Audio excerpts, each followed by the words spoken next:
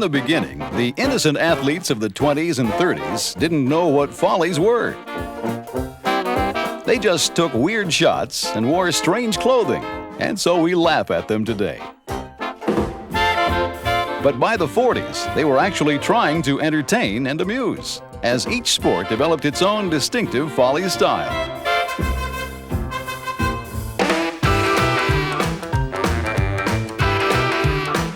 In the 50s, giants of the genre emerged, and interest in sports humor exploded. The 60s and 70s saw a rogues gallery of colorful characters humanize the Follies. Soon, we were plunging headlong into the 80s. Today, big league athletes can pull off a sensational stab, then make a fabulous faux pas. Somehow, that's so reassuring to all the rest of us.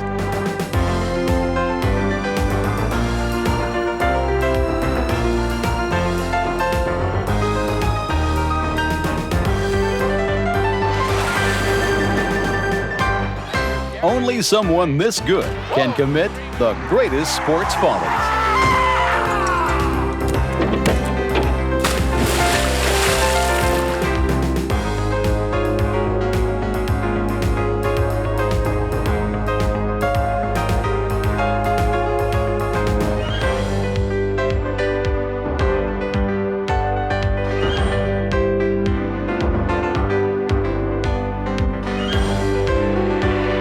Ground ball back to the mound. Can't get it out of his glove. He's running toward first. He throws the ball and the glove, and Hernandez is... I'm saying now they're tackling our guys on pass protection. Don't you be intimidating me. I'm not intimidating you. Don't you be intimidating me. I'm not intimidating you, but I'm going to tell you. You gotta be kidding. Hey, you guys are reading a different rule book than me. When you look at it, sometimes we're very serious about what we're doing, but when you look back at it, you say, boy, that was seriously funny. Mr. Borg's shot strikes the official, knocking his glasses to the ground. How unfortunate. Left side. Challenges. Block. Another block. Harry, another block, and they'll score the last one. Abascal is so strong in clearing. Drops it. Here he goes, bidding for one. Here's the clear. Here it is. He scores! Hextall scored a goal on the empty net. Before you guys say anything, I was aiming for that corner. Deep to right field. Holy cow, I don't believe it. Home run for George Brett. And Billy Martin now is coming out. He wants to take a look at that bat. And they are about to make a decision, and this could be a momentous decision. That you remember that? I can't believe that. Wait a minute, Bill. I can't believe that. They did that to Simon Munson. Brett is upset now. I can't believe that, Bill. Myra straight back to pass. Looking. Now stops, throws, completes it to Kilmer up at the 30-yard line. Kilmer driving for the first down, loses the football. It's picked up by Jim Marshall, who's running the wrong way. Marshall is running the wrong way. And he's running it into the end zone the wrong way. Thinks he's scored a touchdown. He has scored a safety. As Jim Marshall knows, strange things happen in the NFL.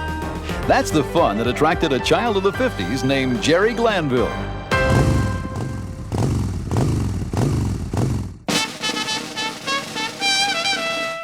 I've never gotten out of bed where I don't want to run in and go to work. And when you have that feeling that there's no drudgery, that you just can't wait to get there, then my philosophy is you really don't have a job. You have some part of your life that you enjoy doing.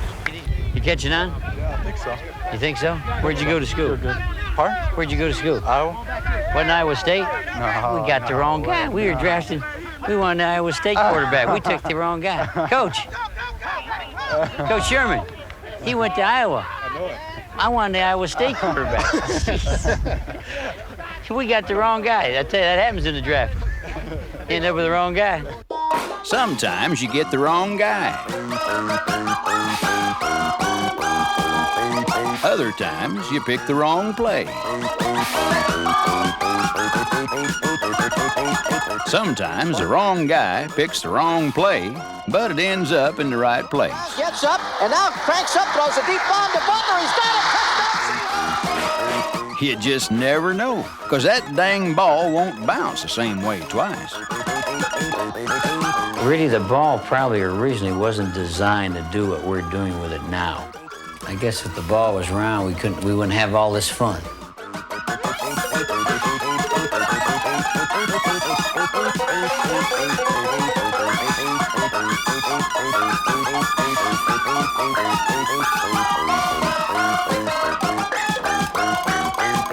The Houston Oilers keep coming up smelling like a rose, thanks to their happy-go-lucky coach and a fairly sizable home field advantage. Probably our biggest advantage in the Dome is we have giant Texas cockroaches. We have cockroaches in the visitors' locker room that I've heard players say they have ridden them out to the bus. This has to be an advantage because if you're from the north, you don't get to see these things. I mean, these are the size of alligators. Each NFL stadium has its own little surprise for visitors. Magnets in the turf at Seattle. Old Testament interlopers in Atlanta. Landfill leftovers in New York. California's La Brea tar pits. Arctic Circle antics in Green Bay. Thin air in Denver. And Hound of the Baskervilles weather in Chicago. I say, old chap, did you say a game was being contested at Soldiers Field today? Without my bifocals, I can't quite make out the pitch. Here's how it looks to us, and we're only about 20 yards away from the play. We can hardly see it. In the stands, the fans can't, and they're relying on the play-by-play announcer to keep them abreast of what's going on. Cunningham looking, he fires the pass, and it may be intercepted by the Bears. Sometimes Mother Nature gives these play-by-play types a good excuse for blowing a call. But what's their problem when the sun's out? Miller going to hand it to Primus. Primus, 5, 10, 12, 15, 17, 10, 6, 5. Touchdown, Primus in the corner. Other times, they just don't believe they saw what they saw. And he's bent over the top, stays on his feet. To the 40, to the 30, to the 20, to the 10, and he scored! I don't believe it. Hey, yo, all this high-flying football makes Jerry Glanville smile. But you gotta go back about 30 years to make his heart really skip a beat, you know? To Jerry from Elvis, thanks for the tickets. He's not dead. He's alive. Yeah, Jerry still hangs out with Elvis and drives James Dean's car. James Dean's in the trunk. Now, we can take the mail out of this car and make 150 Toyotas. That you'll never see Coach Glanville on the downbeat. But the Oilers, they play a wide-open game. You know, they whenever it comes time for them to do something, they jump on it and go with it. The king approves of the Oilers' wide-open style, and the players all march to the beat of a different drummer.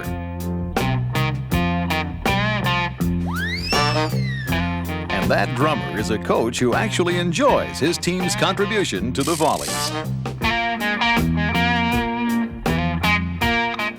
I was on the ball here.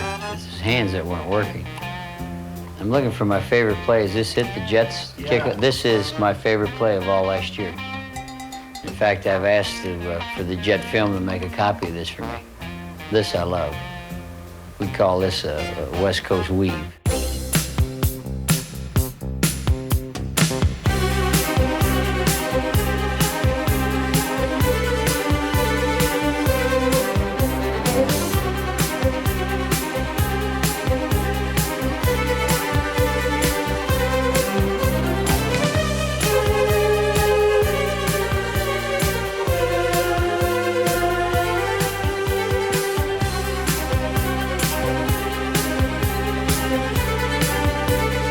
The New York Jets set an unofficial world record for number of laterals, yards traveled, and elapsed time on this play. But you know what they say. Those who live by the West Coast weave die by the West Coast weave. Over now to Richardson. And it's taken by Tampa Bay down the right sideline. Vince Leflin's going to go all the way for the touchdown.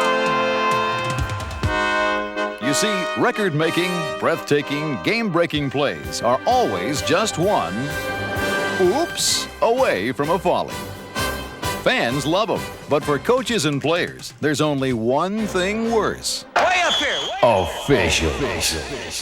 He's up here, sir. Come on, you see 88 holding out there. God, what you gonna do, stand there and let him hold? Hey, the ball hadn't been kicked. And we have a good conversation going on with most of these people, and I think we look forward to seeing them, and they look forward to having a little conversation with us each Sunday. You are lying. You're a big liar. You are a liar, Earl. You are a liar. I throws two balls, and all of a sudden you're going to call the other one. That other pitch won the strike. Where's he allowed to go? He cannot go. You man avoiding the tag? Yeah, he can get around him. How far? That's 3 holding penalties on one football team in a quarter and a half. That ain't funny. No. You got to use your judgment on it. I understand. No, 1, 2. Is that right? Yeah.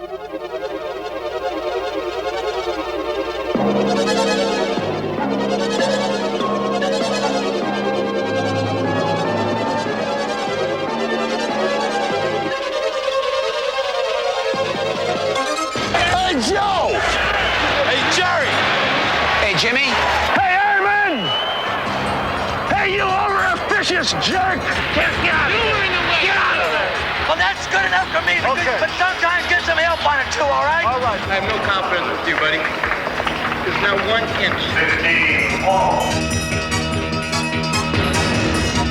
inch. Everybody has their own style of communicating with officials.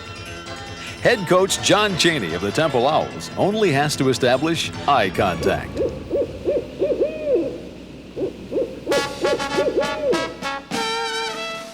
But in the last couple of years, the rules have changed. We're not able to talk to the officials anymore. So now I'm guilty of just staring at them once in a while. They've called a couple of my stares the one-eyed Jack stare. But we can't talk to them, so at least I can stare at you. John, I wouldn't want to meet in an alley because he comes up and he stares at you with those big eyes, and I would just drop over, play dead, because he would scare the heck out of me. And he wants a team of domination. That's it. Not competitiveness, domination. That's John. The other coaches, they're worse than I am. At least I think they are. Especially that Roley. Roley and Speedy, yeah, they're bad boys. My personality is somewhat of a quiet personality. I mean, I'm an emotional kind of a guy. Being the nationality that I am, it causes that. I think I have a pretty good relationship with the officials. And now they're not supposed to talk, but we still have a little camaraderie and a little conversation now and then. I love to look at him more than I see the game. In fact, when I'm scouting them, I lose sight of their team and watch Roley. He's really something very funny. Speedy the same way. Speedy Morris, he wrestles with himself. You know, he tears himself apart, and I mean, he takes off his clothes as he's yelling and screaming. Speedy is a sight to behold, I think. There's Speedy Morris. He is going to be losing that tie shortly, and the sweater is probably in deep trouble, too. And Speedy Morris, who ripped his pants here 2 years ago, they were threatening to rip his sweater off. This reminds me of 2 years ago, and Speedy ripped his pants right up the back. I ripped them because I was wearing 36 pants. I got about 39 waist, you know, and I learned since then to buy bigger pants. And I just expanded too much for the pants, and they couldn't take any more. They had enough, and they just popped. The fans saw it. I mean, it wasn't just a little tear. I was just happy I had clean underwear on. And of course, when he went in at halftime, his wife was sewing his pants up, and he was standing there coaching in his underwear. And he still won the game. That's what I told him. Split them every time you play. I said, you're better off. If they give you a W, that's all it takes. These three coaches all work in the same building. Philadelphia's Palestra is the home court of a unique city series called the Big Five. Each year, Temple, LaSalle, St. Joseph's, Villanova, and Pennsylvania display Division I college basketball at its best. So that fire is always burning. You don't have to come out with any great Newt Rockney speeches, not at all. It's always a fire that's already there to win the Big Five. And here's Gary from long range. Whoa, 3-on-1. Williams up again, and it's not going to be blocked. Rodney play center. And there's a dunk. Runcie with him. Oh! 5 minutes left. It's a 2-point ball game. Up Presley, 3-on-1. Presley from the glaze.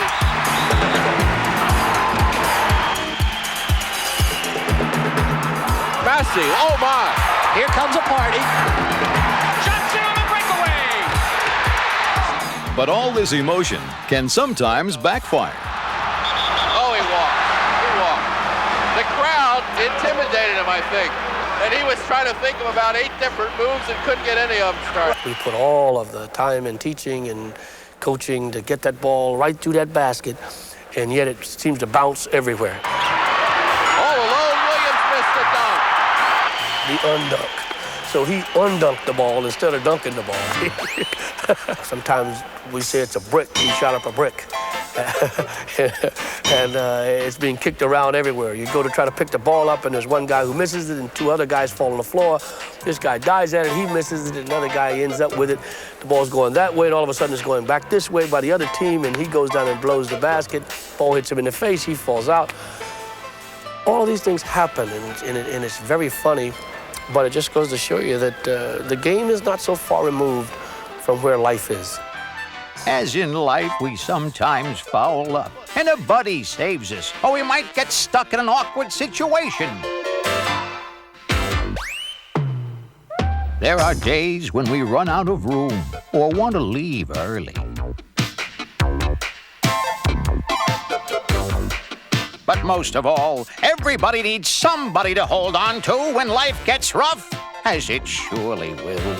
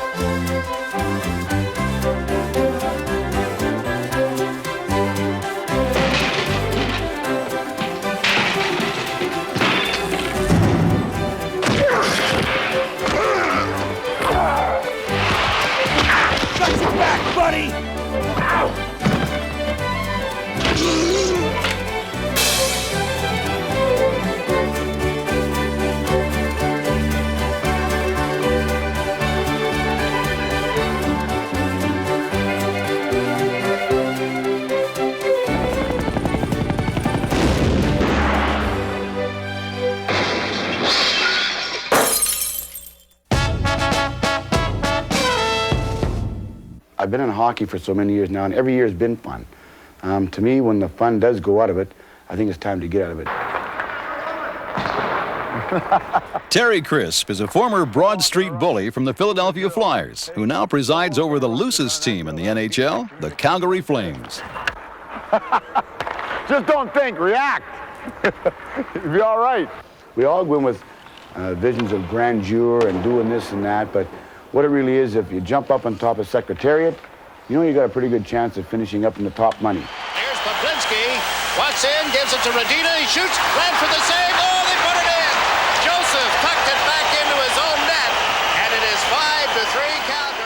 You're on a Mennonite plow horse, you better be gouging pretty good to get down the home stretch. 2 on 3, Muller in the middle. Shot was deflected on, goal scored! Patty Verbeek will get the goal. Mike Vernon misplayed it. Terry is the kind of guy that says what he feels and says it loudly and says it right away. So at times he's very boisterous and sometimes even out of control. But the bottom line is he wants to win hockey games, and that's what we're all here for. Well, in the 16 years I've gone through just about every kind of coach you can imagine. Coach Crisp is kind of a hauler guy. It's his way or the highway sort of deal. He wants you to play with emotion out there and go that way. They're all men, they're family men, they're human beings, and we're going to make mistakes.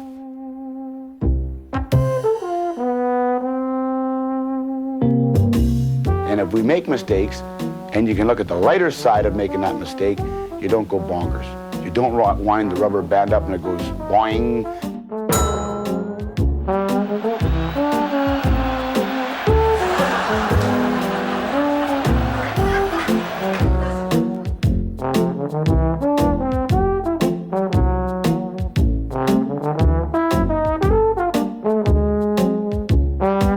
It's not always serious out here, and if you don't have fun with it, you won't last very long. Something funny just happened. Dave Maley put on Manson's helmet as he's skating off the ice. He did. He thought he had his own helmet, tucked it on, and was skating off.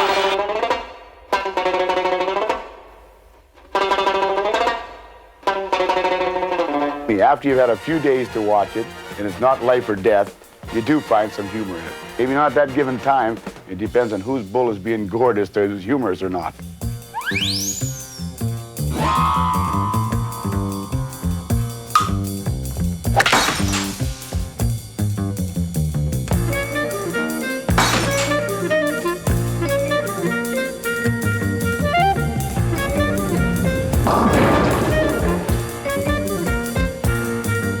I think that you got to have a sense of humor to play in this game, and there's a lot of funny things that happen during games.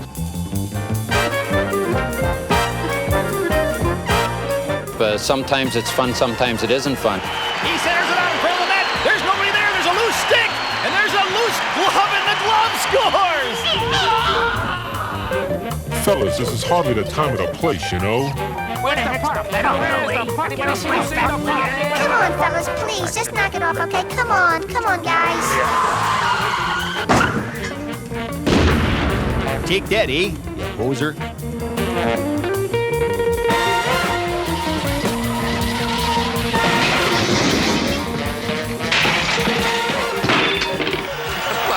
I'll tell you, that green seat and the white seat, if there happened to have been people sitting there, well, the people in the first row are holding up to that piece of glass. And here, Bergeron will be going right now. I can't believe it. Pucks end up in the darndest places. It's in the skate of Salming. It got lodged actually right in the net. Now there's the first. Call Ripley's. I've never seen that one. Hopefully not too many people get hurt. A lot of the players you watch in the Follies have done something pretty good just to get there. Shot. Trickles near the goal line, and it's brushed along and out front. The skill was just to even get there to make the Folly to begin with. The Folly is the end result of trying to make a heck of a play.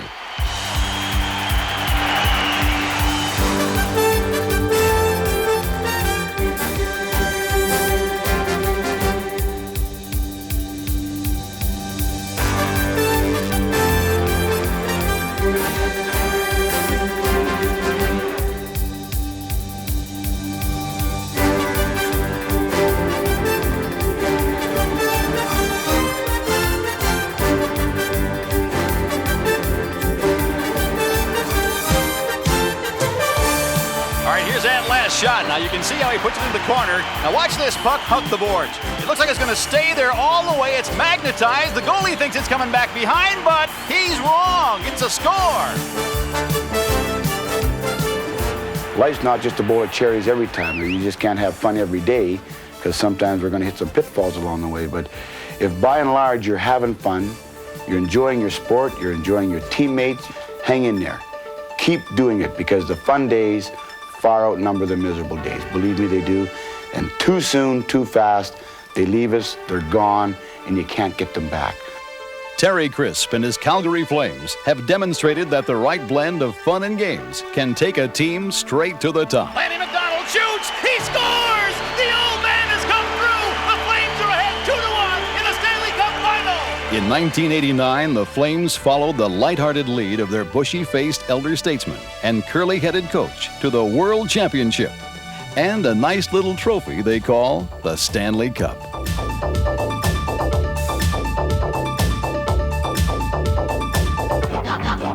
Oh, so you say you don't have the studs to win a championship. Today, I will teach you how to win with your brain. Dr. Freud called it a psych job, and it starts with eye contact. Sometimes all it takes is a subtle glance, or a little body language will send the message. Did you get the message, Mookie? Al Grabowski was my favorite subject of all time. Here was a man who could communicate his deepest feelings without speaking.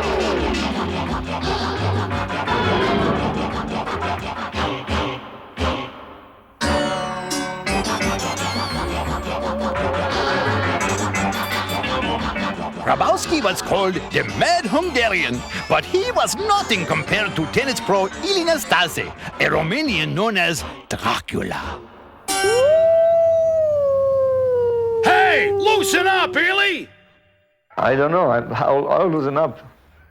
I'll loosen up right now because I'm tense right now. As a touring professional, ENunn was the loosest player to ever grace a court. In a game marked by somber intensity, Ely was a child at play. He was a gifted athlete and brilliant shotmaker who was at one time ranked in the world's top 10. But he simply couldn't resist his natural temptation to have some fun. Often he flashed back to boyhood memories of soccer in his native Romania. His attention span was short, and he frequently lapsed into a fantasy land fueled by his own fervid imagination, initiating dialogue with the ball, his racket, and himself.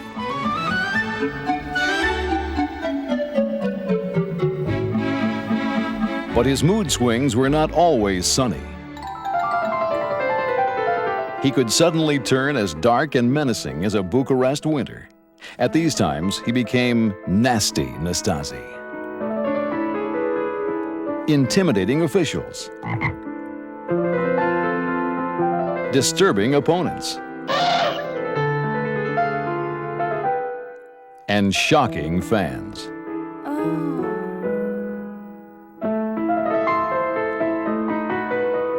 This talented and temperamental artist was unlike anything the tennis world had ever seen. Depending on your point of view, that was either good or bad, but never indifferent. Sure, sometimes I went too far. And I have to admit it, but I don't regret it. But I don't regret at all, because it was me. I did it my way, like, Sinatra did it. Today, Ely is a touring pro, still teaching his unconventional style at a Paris tennis club, owned by his old Romanian doubles partner, Jan Teriak. Did you teach him? No, not really. I mean, he was so gifted that he was gifted from God. And then I was the second one, so I never compare myself with God, but he was probably the most gifted tennis player I saw in my 30 years, and I don't believe that players like this are coming every generation, and the man had a merit to change the game of tennis from tennis sport to entertainment. And that my young friend is not so young anymore. No. Still, unfortunately, has the bad habits. The hair is as long as he was. A young Ely emerged on the international scene in the 60s as a member of the Romanian Davis Cup team, led by his Svengali, Jan Teriak. The prodigy was taking graduate classes in Intimidation 101 from Professor Teriak.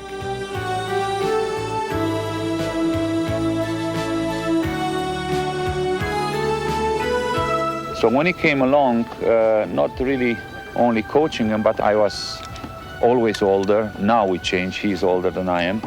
But at that time, I take them with me, and we form the first odd couple of the tennis, put it that way.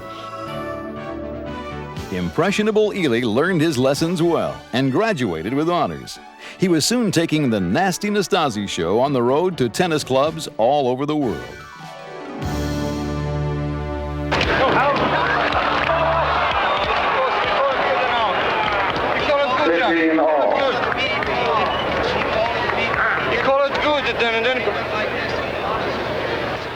These guys are terrible. One, please. Yes, the rest of Everest. Quit stalling. The tournament was ruined for me, and the tenseness and the problems I had with my friend, Mr. Nastasi, who caused a lot of trouble in every match that he played this week. Tuesday, Wednesday, Thursday, and Friday. You know, they talk about Nastasi being the victim of all this. Think about the guys that lost to him because of it. So, you say this nasty Nastasi fellow from Bucharest is rude and boorish. Maybe so, but he's also very entertaining. So long as you don't have to play him, that is.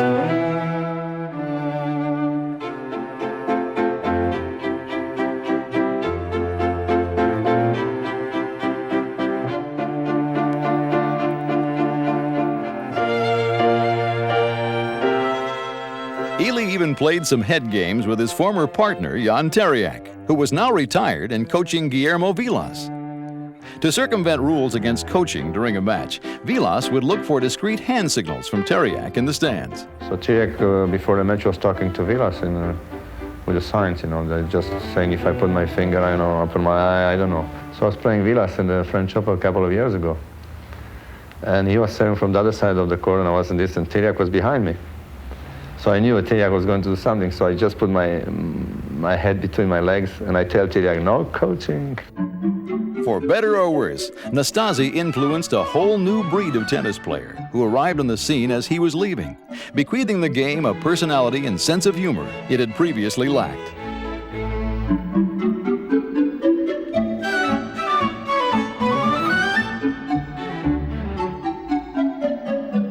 Nastasi never worked. He played the game. I did have fun. You know, it's every time I was playing the court, I have fun. I mean, losing or winning, I have matches that I like it, but I lose the match, and that's the way I was. In the world of sport, there are precious few originals. Ely Nastasi was one of the greatest. Well, Nastasi's colorful counterparts can be found in every sport.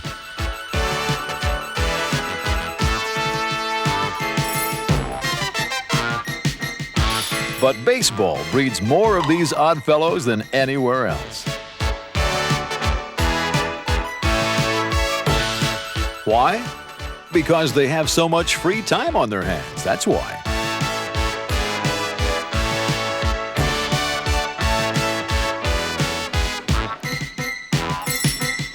Larry Anderson is a well-traveled middle reliever who keeps assuming new identities. That's me. I'm Nolan Ryan.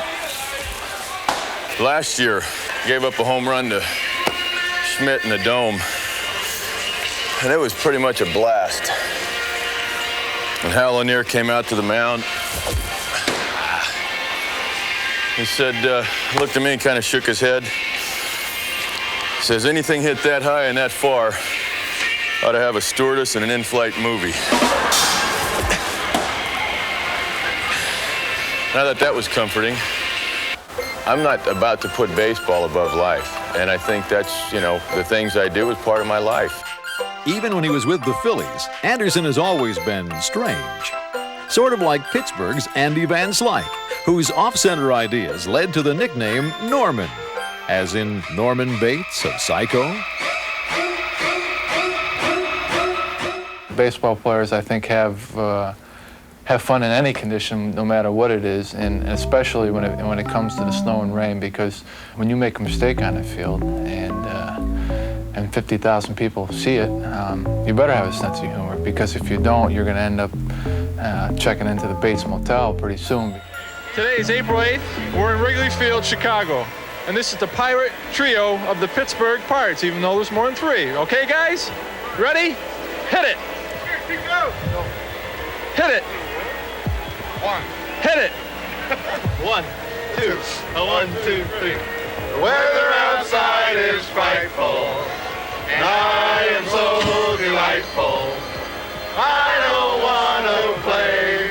So let it snow, let it snow, let it snow.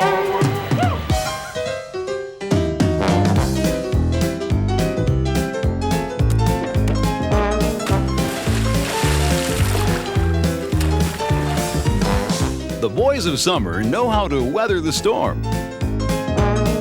But their environment is never completely under control. Blimps blot out the sun.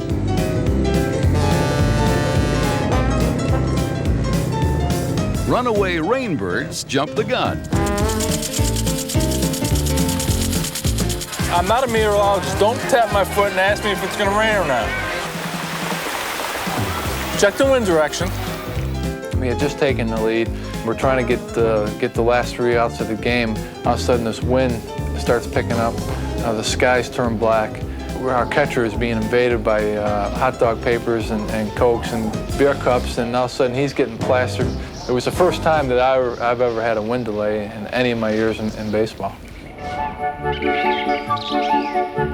The animal kingdom is also part of Mother Nature's plan to make each fly ball a safari.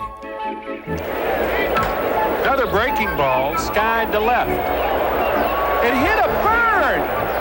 You believe that? I've never seen that.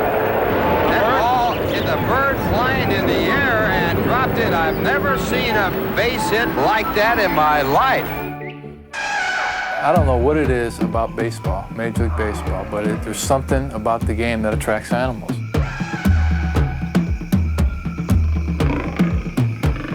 You got squirrels running around the field. You got cats, birds, bugs. They get down the field and they get in your eyes and they get in your ear.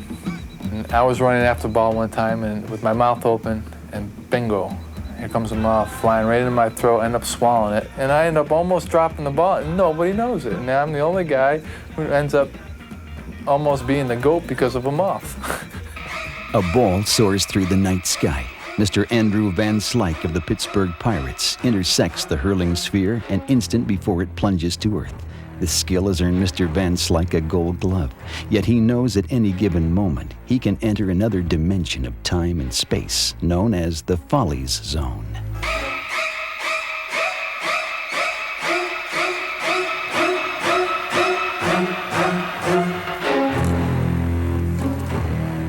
A lot of things can happen positively and negatively in that player. It goes through a player's mind when he has too much time to think.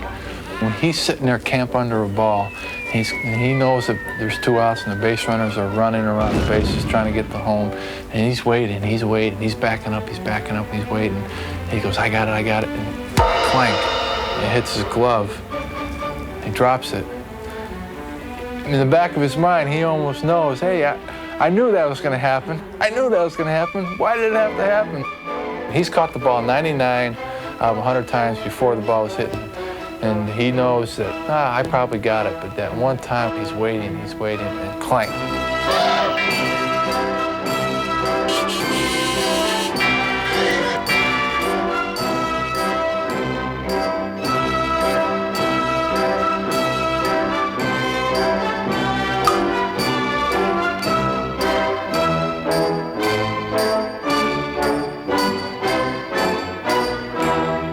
I say, old chap, where does one develop the skill necessary to join the Order of the Iron Glove? Why, in spring training, of course. I don't think this does anything for you at all. This stretch.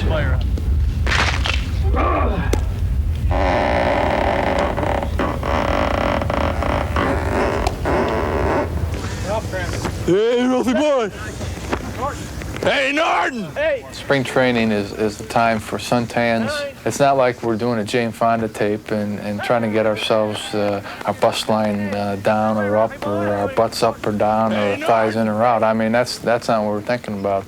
Every day I would come in and boast about how well I was catching bats in spring training. And that's all I thought about when I was on the field in spring training. Those who survive fishing trips in Florida earn a spot on the traveling squad. That's smart.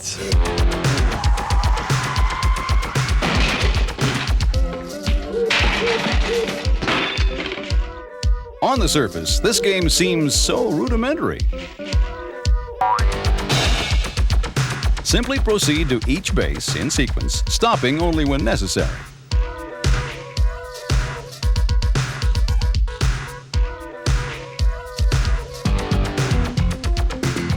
Takes a good pitch to go on. Terrible throw. Mosby doesn't know where the throw is. He's going back to first base. Is he going to steal first? He steals first. Now he's going to steal second again. I've never seen it before. Where's Evan Casella when you need him? Such a basic task. Strike a leather-bound ball of twine with a sturdy stick of wood.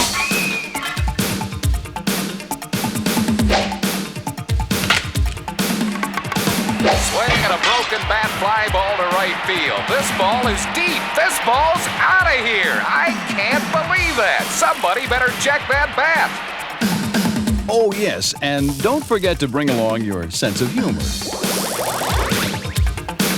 I think the players can almost become a fan. They almost are sitting in the stands themselves with that Coke and watching that happen, and they're laughing along with the fans, which makes it real funny. It's not a setup. It just happens, and it happens to be a funny thing. Swinging a ground ball back at the mound. Off the glove. Hits Kipper in the head. He tries to recover. He throws. Safe at first base.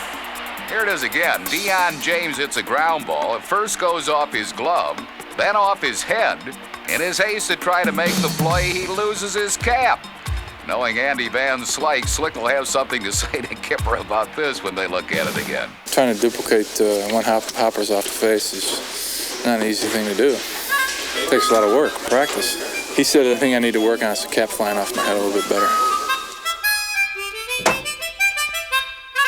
And that's just the way I approach it. You got to have fun. To me, I don't know how you cannot have fun at this level. I mean, you're playing in the big leagues. It's something that you've always wanted to do. If you can't have fun here, I'm convinced you're not going to have fun when you're pumping gas when you're out of base. I can tell you that. Fun and games. That's what sport is all about at any level.